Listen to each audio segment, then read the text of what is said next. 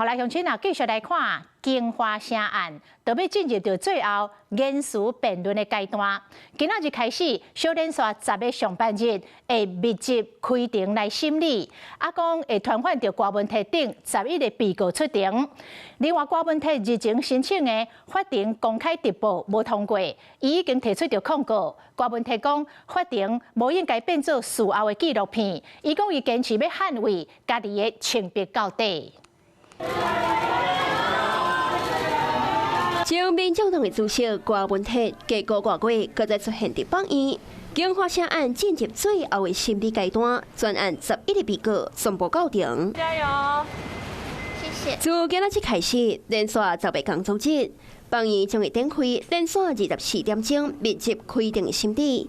所有的被告提示超过3400多项证据，案件也将会进入上重要的言辞辩论。今天这个法庭直播变成了事后的纪录片，你知道吗？我内心坦荡，我希望真相可以水落石出。我希望法庭可以直播，让大家知道到底发生了什么事。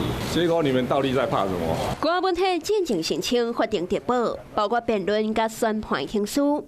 不过合议庭敢若裁准，事后伫司法院的网站公开放送。